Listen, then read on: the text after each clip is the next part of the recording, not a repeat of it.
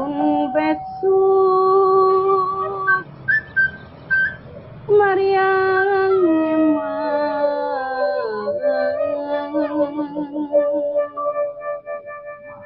yen wonten grahana ning sasi srengenge kembar lelima. Wis pokoknya memangga. Di wayang saya tidak boleh ada saweran, tidak boleh. Di wayang saya tidak ada saweran. Anane sodako. Berdiri wayang potel ini, kita masih teringat sekitar tanggal 17 Ramadan. Itu kita mengadakan pertunjukan pertama kalinya wayang potel ini. Karena disebabkan wayang potel ini terbuat dari bubur kertas, kemudian kita aduk dibentuk menjadi sebuah wayang, maka ketika pertunjukan pertama kalinya itu wayang ini ada adegan peperangan antara satu wayang dan wayang lain. Kemudian ada anggota wayang potel ini yang terputus kepalanya, antara kepala dan badan terputus. Oleh karena itu, dalam bahasa Indramayu, terpisahnya antara kepala dan badan ini dinamakan potel.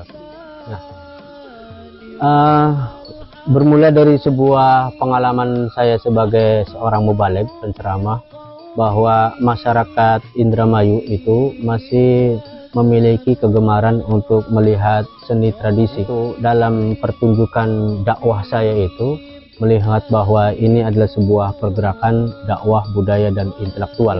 Ketika kita melihat masyarakat masih menyenangi seni dan tradisi, bagaimana kita seorang mubaligh itu memanfaatkan, melihat peluang bahwa di sana masyarakat masih suka terhadap pertunjukan seni ini.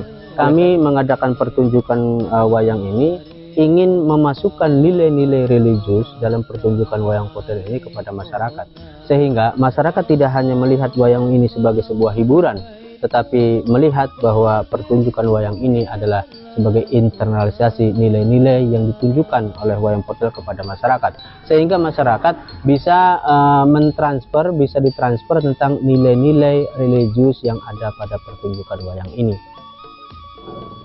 Wayang potel ini tidak hanya berdiri pada satu bidang keahlian. Wayang potel ini adalah sebenarnya gabungan dari berbagai macam keahlian. Yang pertama, ada dari ahli wayang purwa yang itu dalang, namanya Ki Dalang Karno. Kemudian ada dari penyair, yaitu Mas Mengku Sutentra. Kemudian ada lagi yang dari ahli naskah, Bapak Tarka. Dan yang keempat adalah ahli pembuat wayang, itu dari ISI, Institut Seni Rupa Indonesia. Dan yang kelimanya itu ada dari mubaligh saya sendiri. Kemudian kita mengumpulkan teman-teman bagaimana kita membuat sebuah produk budaya, membuat sebuah penampilan kreasi budaya yang kemudian menghasilkan wayang potel. Nah, dari 5 inilah kemudian yang saya sebut sebagai pancaniti, 5 orang yang menata wayang ini, baik dari segi sunggingannya, dari segi bentuknya, dari segi pertunjukannya, maupun dari segi lakonnya. Nah, dari segi lakon, kita lebih kepada carangan. Kita mencari lakon-lakon yang kira-kira sesuai dengan kondisi masyarakat saat ini. Jadi demikian mengapa wayang ini menjadi sebuah pergerakan dakwah budaya dan intelektual. Karena ini adalah sebuah gabungan dari para seniman, budayawan, penyair, kemudian ahli seni rupa, dan juga seorang mubaligh dan seorang kiai. Pada pertunjukan wayang potel ini didominasi oleh penampilan-penampilan para punakawan yang memakai gagrak Cirebon Indramayu. Punakawan kita ada 9, yaitu yang pertama ini Semar. Semar ini bentuk badannya seperti ini, tapi sebetulnya dia itu adalah seorang penguasa yang namanya Betara Ismaya. Jadi setiap wayang-wayang punakawan itu semuanya memiliki karakter yang berbeda.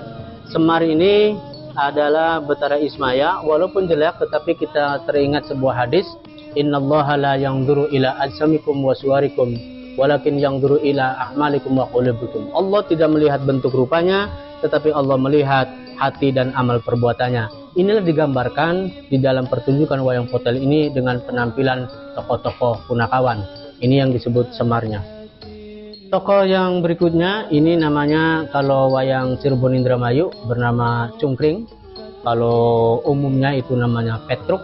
Fatruk berasal dari bahasa Arab taroka yatruku fatruk, maka tinggalkanlah perbuatan-perbuatan yang tidak berguna itu.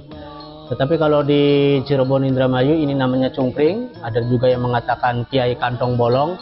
Kiai Kantong Bolong itu masih menyimbolkan kantongnya bolong, walaupun penghasilannya banyak, pekerjaannya banyak, tetapi dia tidak bisa menabung. Ini simbol orang-orang yang tidak bisa menabung, tetapi kehidupannya selalu bahagia itu. Nembang-nembang baik, joget-joget baik, walaupun beli duit tapi senang. Itulah kita sebagai masyarakat marginal community. Makanya Kiai Kantong Bolong namanya. Tokoh yang ketiga yang namanya Gareng. Kalau dalam Al-Quran ada disebutkan innad dunya mata'ul ghurur. Sesungguhnya kehidupan dunia ini adalah kehidupan yang menipu. Nanti kalau di wayang itu ada namanya wayang Gareng ini. Nah, biasanya tokoh karakter wayang yang namanya Gareng ini orang yang selalu kritis terhadap persoalan-persoalan masyarakat. Jadi persoalan-persoalan sesuatu yang viral selalu ditanyakan oleh sang Gareng ini. Makanya Gareng ini orangnya ya gurur. Digambarkan kalau dalam wayang kulit purwa itu mata kanannya ke kanan, mata kirinya ke kiri, kemudian tangannya panjang sebelah, jalannya juga rada pincang. Itu disimbolkan sebagai Gareng. Tetapi Gareng ini adalah tokoh yang sangat kritis terhadap persoalan-persoalan sosial. Dari awal dialah bertanya kepada tokoh Semar, kemudian terurailah persoalan-persoalan yang ada di masyarakat dan muncul problem-problem dan problem salvingnya diselesaikan oleh Bapak Tua Semar tadi. Menurut pendapat saya atau sudah dianalisanya, ya itu bagus, bahkan lebih bagus. Karena menurut saya lebih bangga saya itu, dikarenakan sebagai melestarikan budaya wayang. Karena kan wayang kan udah diakui sama UNESCO kan. Wayangnya nggak harus wayang kulit atau wayang golek cepak, menak, atau wayang golek purwa. Ini kan pakai kertas disebut wayang golek pete itu.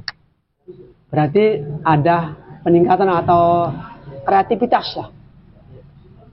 Saya muji. Berarti melanjutkan karya saya dimodifikasi gitu. Ibrahim Nawawi adalah penyuluh agama Islam pada Kementerian Agama Kabupaten Indramayu. Yang saya tahu Ibrahim Nawawi ini luar biasa. Dia sebagai pendakwah, selain penyuluh ke pendakwah ke masyarakat, dan dakwah Ibrahim Nawawi ini melalui media wayang, yaitu wayang potel. Ini mengangkat kearifan lokal dan alhamdulillah masyarakat juga menerimanya. Itu yang saya tahu tentang Dr. Kiai Haji Ibrahim Nawawi. Ganteng apa? Ganteng laki sinengan. Ganteng berokan tetet, toet, kablok, cilu. Tapi yang namanya berokan mohon maaf sama dengan wayang saya. Blesak, betul? Jelek, betul? Tetapi yang namanya berokan bisa ngudagi bocah sampai Melayu sekarat. Anak adalah anak ada. Salah apa kadal di gawa-gawa? Bocah Melayu sekarat kadal. Nangapa? Karena diudagi berokan. Nangapa bocah Melayu bedining berokan gara-gara ning jero berokan ana wonge. Tapi lamun ana berokan langka wonge, dia terkedek nang bocah, betul? Maka wayang kini iki bentuke blesak, tapi ajan deleng badane, ajan deleng rupane, ajan deleng tetep pengadege, delengen isi neng wayang.